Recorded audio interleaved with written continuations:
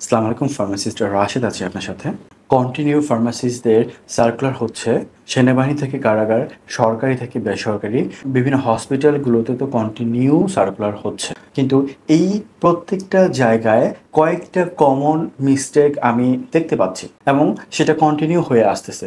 সেটা সরকারি জায়গায় থেকে হোক, বেসরকারি জায়গায় থেকে হোক, বা আধা সরকারি বা স্বায়ত্তশাসিত সব জায়গায় থেকে একই ভুল কন্টিনিউ করা হচ্ছে। নাম্বার ওয়ান, কোনো একটা স্টাফ যেমন টিচার্স বা ম্যানেজার বা সেলসম্যান হোয়াট এভার ফার্মেসির কোনো স্টাফ নিব, তখন আমরা ডিপ্লোমা ফার্মাসিস্ট একই সাথে অবলিক দিয়ে গ্রাজুয়েট ফার্মাসিস্ট বিফার্ম এমফার্ম করা, এবং কোনো জায়গায় খুবই দুঃখজনক যে ফার্মাসি টেকনিশিয়ানস অবলিক দিয়ে রাখা হচ্ছে, যেটা হাস্যকর ছাড়া আসলে কোনো কিছুই না।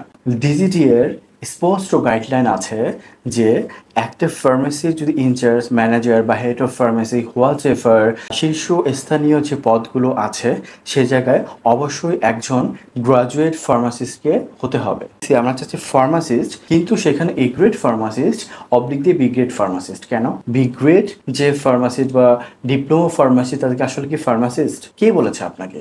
এই ন্যূনতম সেন্সটুকু কি আপনাদের নাই?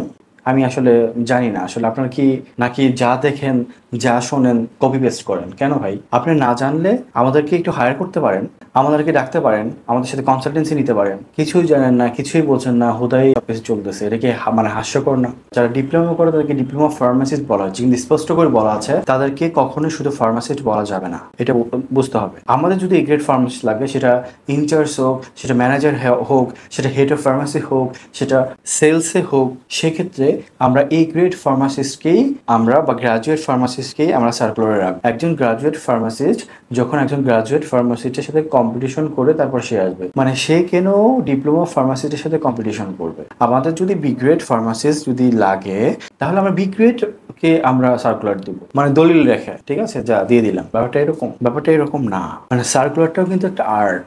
মাথা ঠান্ডা রেখে রুলস অ্যান্ড রেগুলেশন মেনটেন করে বুঝে শুনে তারপরে দিতে হবে। এই স্যার এডমিনের এটা একটা আর্ট, এই আর্টটা বুঝতে হবে।